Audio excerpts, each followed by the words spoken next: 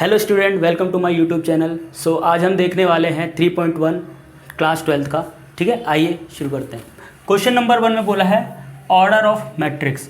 Order of matrix का मतलब होता है कितने रो कितने कॉलम। अब भी आप ध्यान से देखोगे इसके अंदर कितने रो हैं, 1 2 3 रोज एंड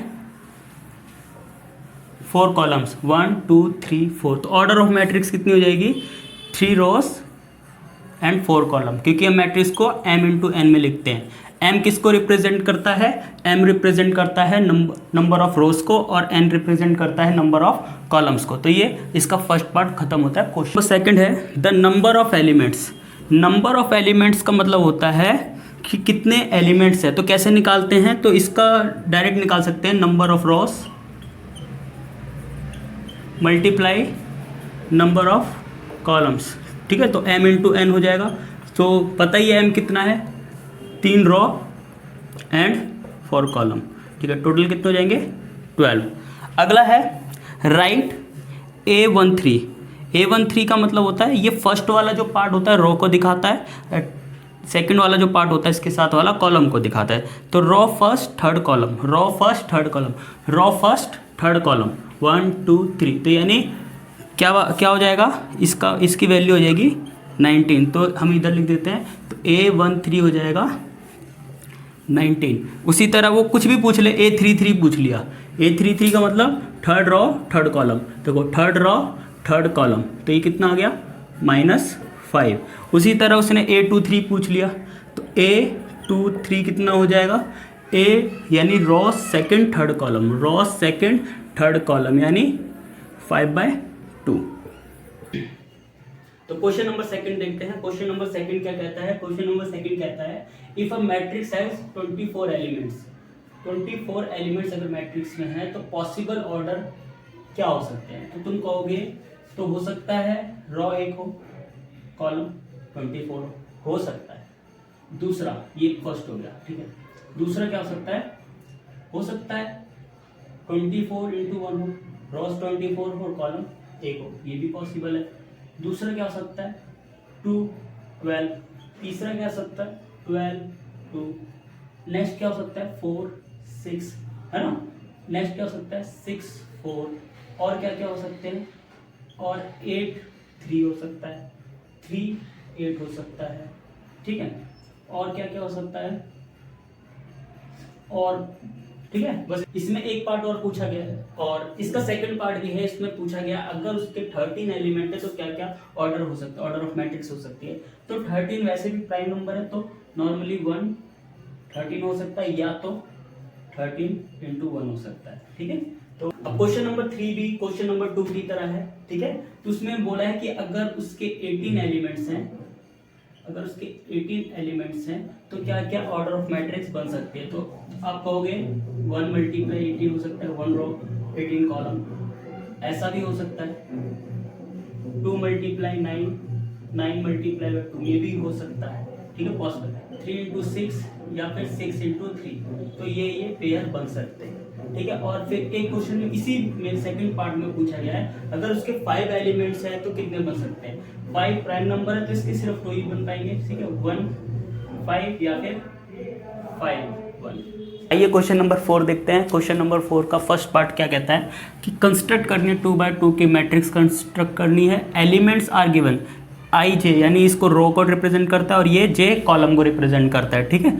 तो हमें स्क्वायर मैट्रिक्स चाहिए 2x2 की, तो इसका मतलब ये 1 2 होगा, ये 1 1 होगा, ये 1 2 होगा, A 2 1 और ये 2 2 होगा, ठीक है। तो हमें बस ये एलिमेंट्स निकालने हैं इसके थ्रू, ठीक है। तो सबसे पहले अगर मैं A 1 1 निकालना चाहता हूँ, ठीक है, तो 1 की यहाँ पे I की जगह 1 और यहाँ पे J की जगह 1 का स्क्वायर है और यहाँ पे 2 है, इसका आंसर आ जाएगा, ठीक है, 2।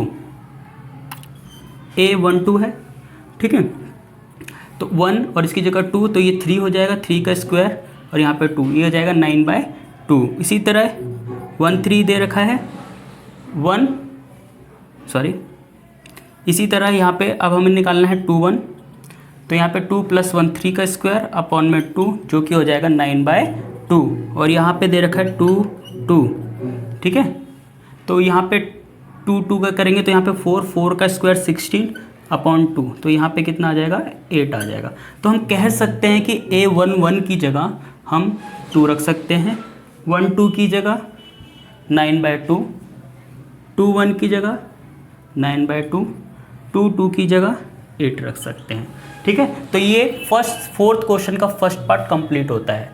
ठीक है, अगर वो ये अब की बार उसने मैट्रिक्स वही निकालनी 2/2 की, लेकिन इक्वेशन थोड़ी अलग दे दी है।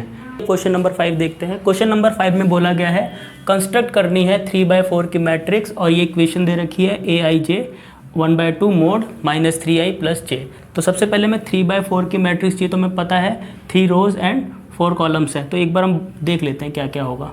तो हमें पता ये 1 1 1 2 1 3 1 4 2 1 2 2 2 3 2 4 3 1 3 2 3 3 एंड 3 4।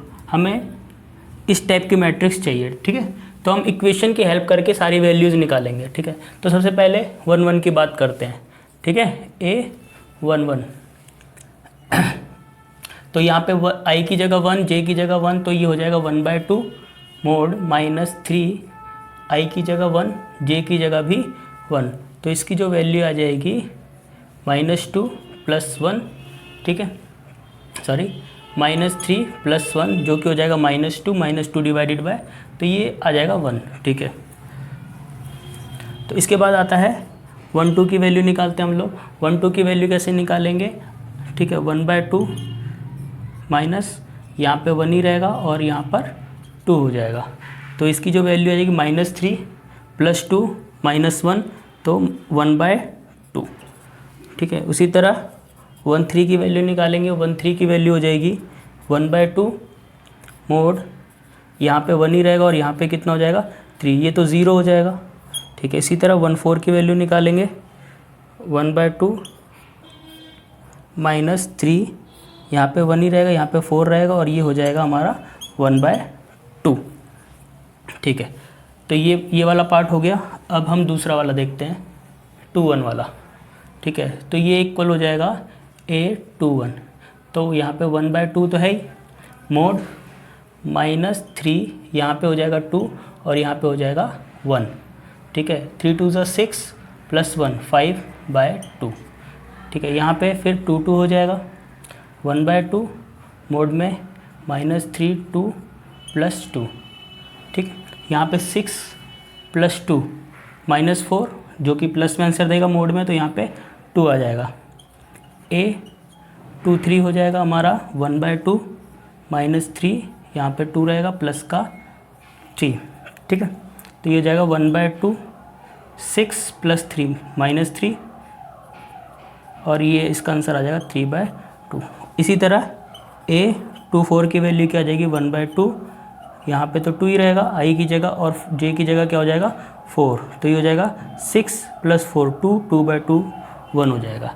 एक और वैल्यू निकालनी 3 1 की, तो A31 क्या हो जाएगा देखेंगे।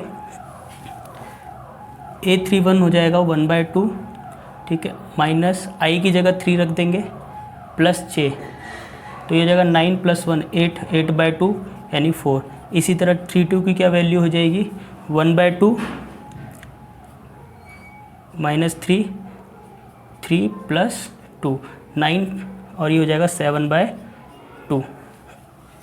उसी तरह 3 3 की वैल्यू निकाल लेंगे 1/2, यहाँ पे -3 + 3 जो कि हो जाएगा 6/2 यानी 3। और यहाँ पे 3 4 की वैल्यू निकाल लेते हैं हम लोग 1/2। ठीक है, यहाँ पे हो जाएगा -3 मल्टीप्लाई में 3 + 4, यहाँ पे हो जाएगा 5/2। ठीक है, तो अब हम क्या करेंगे, हम सारी वैल्यूज़ को इसमें पुट कर देंगे और हमारी 3/4 की मैट्रिक्स कंस्ट्रक्ट हो जाएगी। तो A11 कितना दे रखा है देखो 1 1 2 कितना दे रखा है 1/2 1 3 0 1 4 1/2 2 1 5/2 2 2 2 2 3 3/2 और 2 4 1। उसी तरह 3 1 4 3 2 7/2 3 3 3 3/4 3 4 5/2। सो आई होप ये क्वेश्चन आपको समझ में आएगा। अब बढ़ते हैं नेक्स्ट क्वेश्चन की तरफ। क्वेश्चन नंबर 6 देखते हैं। क्वेश्चन नंबर 6 में बोल रखा है कि find the value of x, y and z from the following equation. तो फर्स्ट क्वेश्चन में एक चीज़ हमेशा याद रखिएगा, दो मैट्रिक्स तभी इक्वल हो सकती हैं जब वो सेम ऑर्डर की हों। ये 2/2 की है, ये भी 2/2 की है, तो ये और इनके कॉरस्पॉन्डिंग एलिमेंट्स भी सेम होंगे। इस चीज़ का भी हम ध्यान रखेंगे। तो हमें x, y, z की वैल्यू पता करनी है। तो देखो साफ साफ दिख रहा है x किसके इक्वल होगा, 1 के इक्वल होगा। तो x की वैल्यू इस क्वेश्चन में आ जाएगी 1। y की वैल्यू कितनी आ जाएगी, y की वैल्यू आ जाएगी हमारी 4 और z की वैल्यू हमारी आ जाएगी 3। ठीक है, तो ये इसका फर्स्ट पार्ट खत्म होता है। ठीक है, आइए अब करते हैं सेकंड पार्ट। अब सेकंड पार्ट करते हैं। ठीक है, सेकंड पार्ट में देखो x प्लस वाई दे रखा है। तो x प्लस वाई किसके इक्वल होगा, 6 के इक्वल होगा कि नहीं होगा, x plus y equal to 6। उसी तरह एक्स वाई कितना होगा, एक्स वाई कितना है 8। ठीक है, तो हमें x प्लस वाई की और हमें और क्या है, और क्या दे रखा है, हमें 5 प्लस जेड दे रखा है। 5 प्लस जेड कितना दे रखा है, 5 दे रखा है। बस हमें वैल्यू निकालने के लिए इन तीनों इन्फॉर्मेशन की ज़रूरत थी, बाकी सब बकवास बात है इसमें।